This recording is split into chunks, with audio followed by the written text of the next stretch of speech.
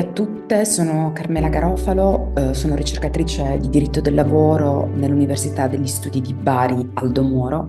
e parleremo insieme del lavoro delle donne nel PNRR tra work-life balance e misure promozionali.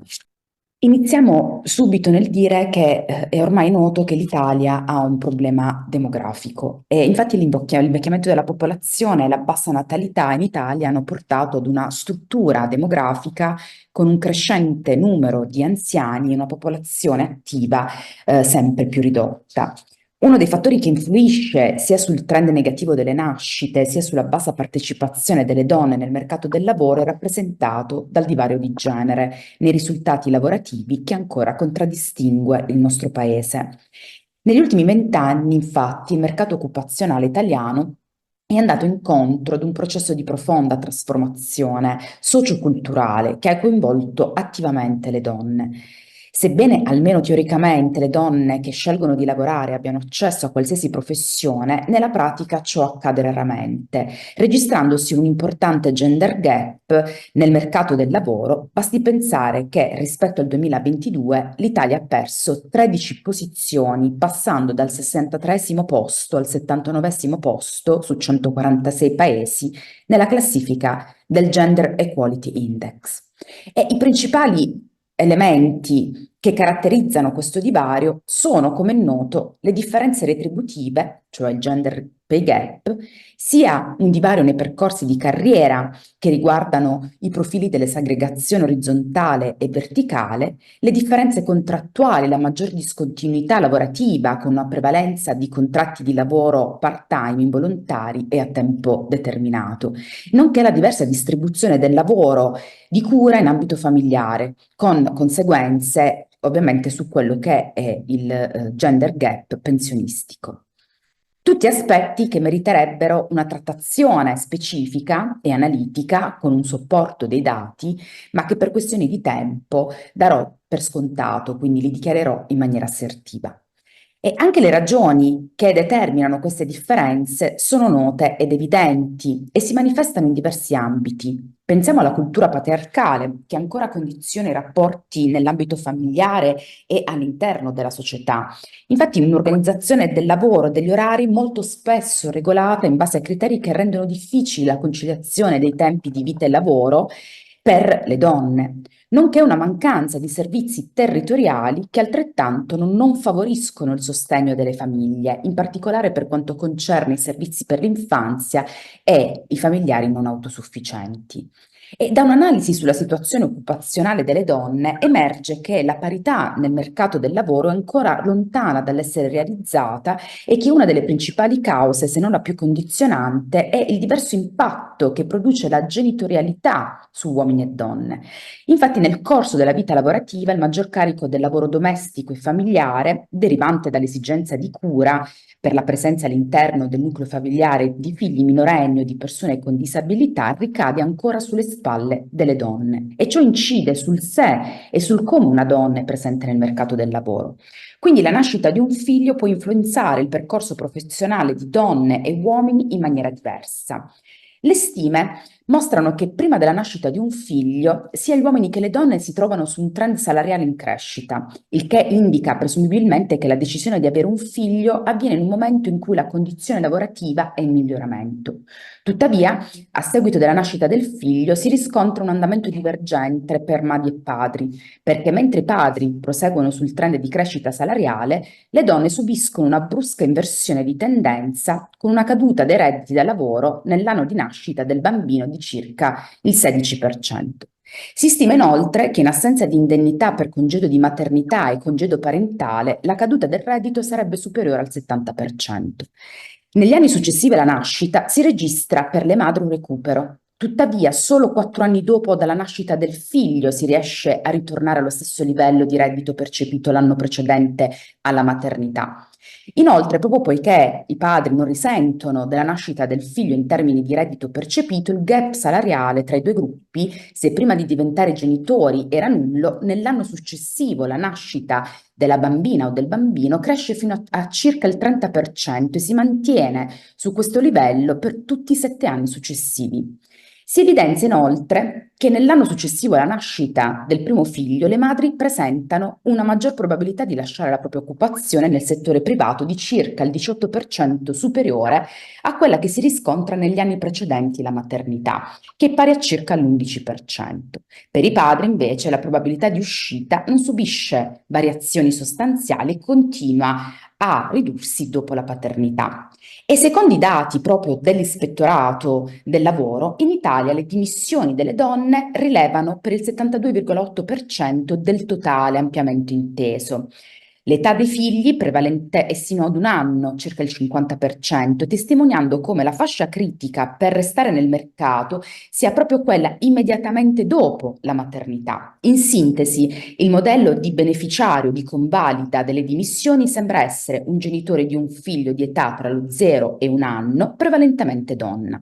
Quindi possiamo giungere a due conclusioni. La genitorialità tende a spingere fuori dal mercato del lavoro verso occupazioni in settori diversi da quello privato e la necessità di conciliare vita professionale e familiare con l'utilizzo dei relativi strumenti è tuttora concepito come un affare prettamente femminile.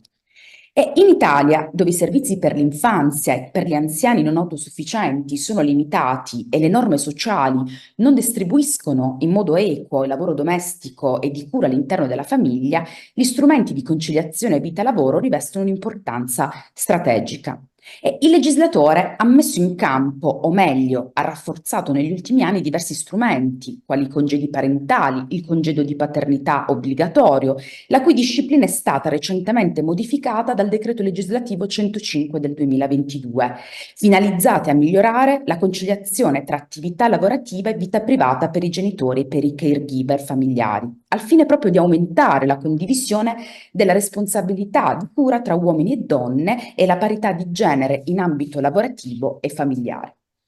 E il congedo di paternità inizialmente era pari a un solo giorno, ma esteso nel corso del tempo con diversi provvedimenti legislativi fino a raggiungere l'attuale durata di 10 giorni retribuiti al 100%.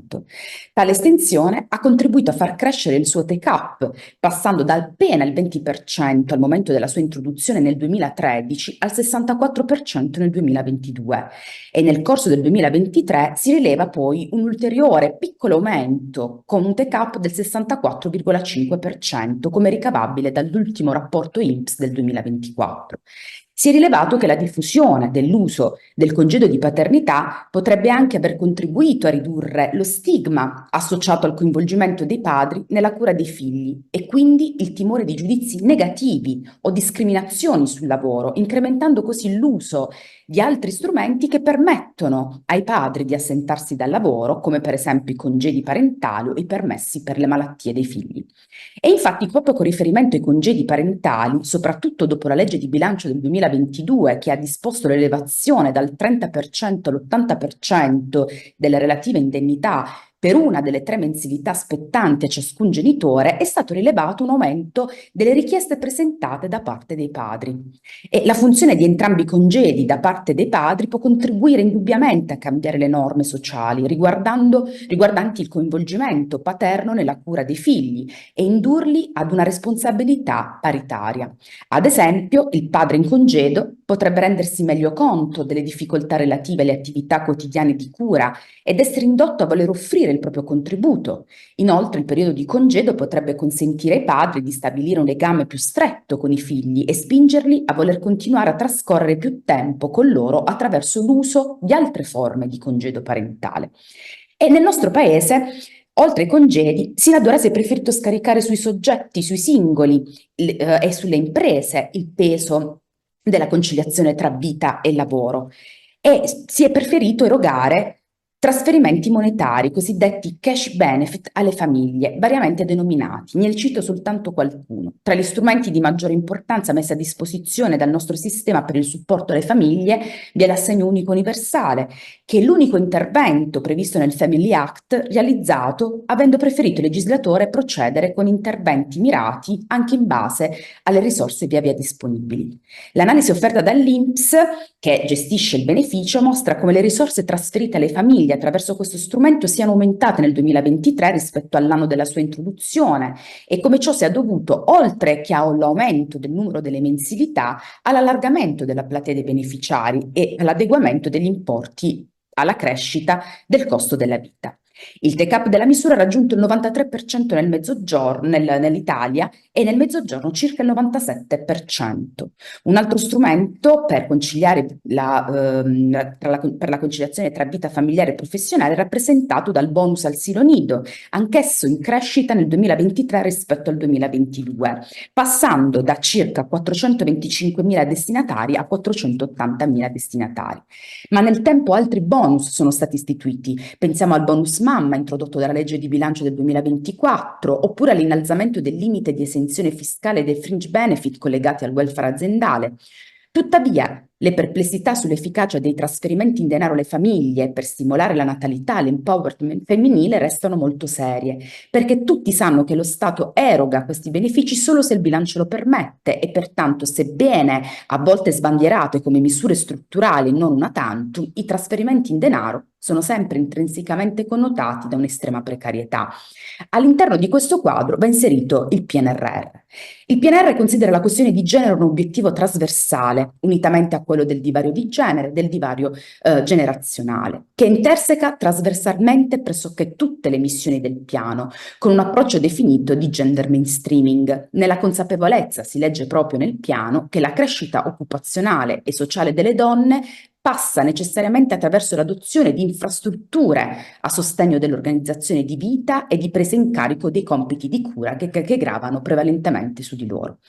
Per quanto qui di interesse, si deve evidenziare che le strategie del PNRR dedicate alla parità di genere e alla lotta alle discriminazioni vengono spalmate su 4 missioni. Nella missione 1, con riferimento alla riforma realizzata della pubblica amministrazione, che storicamente ha costituito un veicolo importante di ingresso delle donne nel mercato del lavoro. Nella missione 4, che mette in campo il piano asili nido, e oltre a garantire maggior chance occupazionali attraverso le misure nel campo dell'istruzione, in particolare quelle che favoriscono l'accesso delle donne all'acquisizione delle competenze STEM.